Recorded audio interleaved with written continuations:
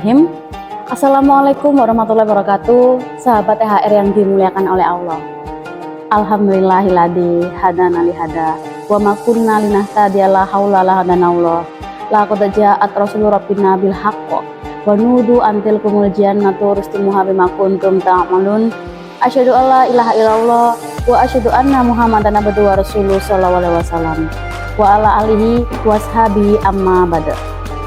Oke, sahabat THR yang dimuliakan oleh Allah, pada pagi hari ini kita akan membahas tentang apakah seorang anak yatim itu wajib menerima zakat atau tidak. Baik, sebelum kita menjawab pertanyaan itu, maka alangkah baiknya kita harus melihat dulu dasar dari Al-Quran dan Al-Hadis yang menerangkan terkait siapa saja sih asnaf yang berhak menerima zakat. Dalam Al-Quran surat At-Taubah ayat 60, A'udzubillahi minasyaitonirrajim, innamas shadaqatu lil fuqara, yaitu sedekah itu diperuntukkan untuk orang yang fakir. Apa itu orang yang fakir? Orang yang fakir adalah orang yang tidak memiliki harta yang cukup, bahkan untuk makan hari ini dan besok pun dia tidak tahu mau makan apa. Hal itu bisa kita lihat pada orang-orang yang mungkin dia sakit, lumpuh, dan dia tidak memiliki keluarga sama sekali. Dia tinggal sendirian, dia tidak tahu siapa yang akan ngasih dia makan kesehariannya. Dia bergantung kepada pertolongan manusia. Itu yang dikatakan fakir. Yang kedua adalah wal masakin, yaitu untuk orang yang miskin.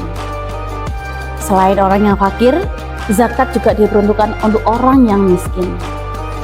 Miskin dan fakir itu sangat berbeda, tapi perbedaannya sangat tipis. Kalau fakir itu dia benar-benar nggak punya harta, mungkin juga tidak punya pekerjaan, dan dia hanya mengharapkan bantuan dari orang lain. Tapi kalau miskin itu adalah sama-sama dia nggak punya harta yang mewah, tapi setidaknya dia mungkin masih memiliki pekerjaan, walaupun itu mungkin hasilnya sedikit, hanya bisa cukup untuk makan hari ini dan besok. Untuk lusa dia masih harus memikirkan lagi dan sebagainya, tapi minimal dia masih punya tenaga, dia masih sehat, dia masih kuat untuk mencari rezeki yang lain. Itu. Tapi kalau fakir tuh memang dia benar-benar sudah nggak bisa. Itu ya. Yang ketiga, wal amilina alaiha, yaitu seorang amil zakat. Apa sih amil zakat itu? Amil zakat adalah orang yang menerima dan menghimpun serta membagikan zakat, orang-orang yang menitipkan zakat kepadanya. Seperti itu. Kemudian yang keempat adalah wal mu'alafati qulubuhum, yaitu orang yang dilembutkan hatinya oleh Allah, orang yang dilunakkan hatinya oleh Allah. Artinya apa? Dia seorang mu'alaf. Karena dia dilunakkan, dilembutkan, akhirnya dia menjadi seorang mu'alaf. Dia masuk Islam. Karena apa? Menurut dalilnya, inna hudahudallah, sesungguhnya hidayah itu milik Allah. Memang hanya Allah yang bisa melunakkan hati seseorang. Kita tidak bisa. Walaupun kita saudaranya, suaminya atau istrinya, bahkan anaknya sekalipun, itu tidak bisa memberikan seseorang itu hidayah. Hanya Allah yang bisa memberikan dia sebuah hidayah. Yang kelima adalah wafir riqabi, yaitu hamba sahaya. Hamba sahaya itu adalah seorang budak yang dia ingin memerdekakan dirinya. Itu yang dikatakan hamba sahaya. Yang berikutnya adalah wal ghorimin, yaitu orang yang memiliki hutang. Hutang di sini adalah dia berhutang untuk memenuhi kebutuhan hidupnya sehari-hari, untuk makan, bukan untuk gaya hidup, tapi untuk kebutuhan hidup. Beda ya. Kalau gaya hidup itu untuk shopping, beli barang branded dan sebagainya. Dia hutang untuk shopping, dia hutang hanya untuk memenuhi gaya hidupnya. Tapi miskin yang dimaksud dalam surat At-Taubah ayat 60 ini adalah dia rela berhutang karena dia nggak punya uang untuk membeli beras, dia nggak bisa makan, akhirnya dia rela berhutang. Nah, itu miskin yang dimaksudkan dalam surat At-Taubah ayat 60 ini. Kemudian yang ketujuh adalah wa fi sabilillah, yaitu orang yang sudah menggantungkan dirinya, menyerahkan dirinya untuk menjadi seorang prajuritnya Allah. Yaitu apa? Dia menyerahkan dirinya untuk benar-benar membela agamanya Allah. Jadi fisabilillah di sini adalah bukan berarti orang itu menggantungkan hidupnya fisabilillah. Udah, saya tak hidup di masjid aja biar dapat makan. Tapi dia nggak ngapain, tidur aja pekerjaannya. Ada apa tuh namanya, sabilillah, mungkin ada amal soleh, nyapu, ngepel, bersih-bersih masjid, atau mungkin hal yang lainnya. Dia bodoh amat, dia biarin, I don't care. Dia tetap hanya ingin untuk biar mendapat perhatiannya orang, biar dapat makan. Itu salah. Tapi fisabilillah di sini adalah benar-benar seorang prajurit. Dia nggak mengharapkan pemberian orang lain, tapi dia memang niatnya karena Allah. Dia meniatkan hatinya untuk membela agama Allah, untuk memperjuangkan agamanya Allah. Andai kata dia seandainya ini, ketika dia di masjid lagi tadarus, tiba-tiba ada seseorang yang minta pertolongan dia. Mas, Mbak, Pak, Bu, Ustadz, Ustazah, bolehkah saya minta tolong untuk mengisi tausiah sore nanti? Oke, siap. Itu jawabannya. Bukan saya gitu ya. Oke, sini bisa dipahami. Yang terakhir adalah wabni sabil faridotan minallah, yaitu seorang musafir yang sedang berjalan di jalannya Allah.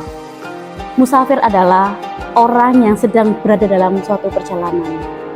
Bukan berarti kita keluar rumah ke warung yang dekat dengan rumah, mungkin jaraknya hanya 10 langkah, itu disebut musafir. Bukan. Tapi musafir ini berjalannya jauh dari rumah. Entah dia mau kemana. Itu yang dikatakan seorang musafir. Bukan kita ke mall terus katakan musafir, tidak. Tapi orang yang berjalan jauh dengan tujuan tertentu. Tentunya tujuannya harus yang baik. Kalau tujuannya dia berjalan jauh untuk merampok bank, ya salah. Ya, oke. Jadi di sini yang disebut musafir adalah orang yang sedang bepergian. Wallahu alimun hakim. Dan sesungguhnya Allah itu maha mengetahui lagi maha bijaksana. Jadi dari 8 asnaf yang sudah saya sebutkan tadi di atas, itu semuanya Allah mengetahui. Dia pura-pura miskin, pura-pura fakir, Allah mengetahui. Jangan khawatir. Karena apa? Allah adalah zat yang maha bijaksana. Baik, dalam hal ini kita bisa menyimpulkan, dalam 8 asnaf tadi itu tidak ada penyebutan tentang anak yatim. Artinya apa?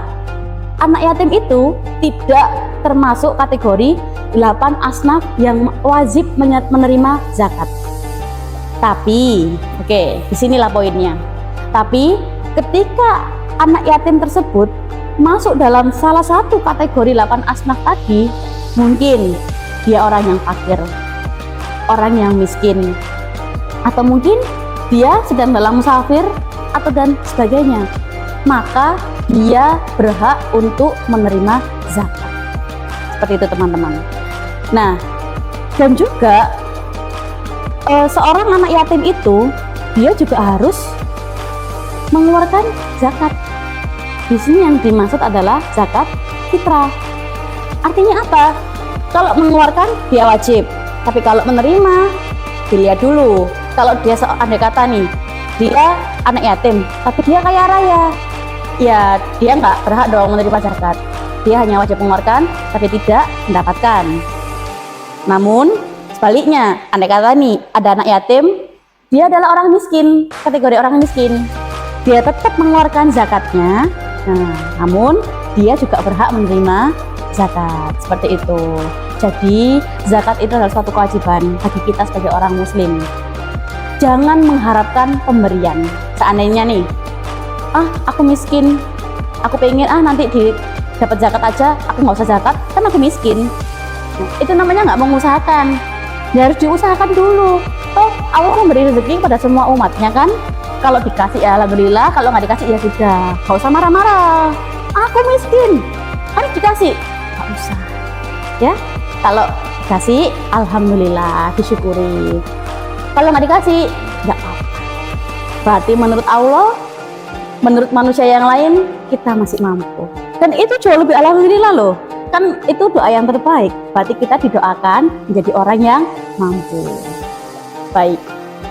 Sekian tausiah saya pada pagi hari ini. Apabila ada kurang dan lebihnya, saya mohon maaf yang sebesar-besarnya. Akhirul kalam, wassalamualaikum warahmatullahi wabarakatuh.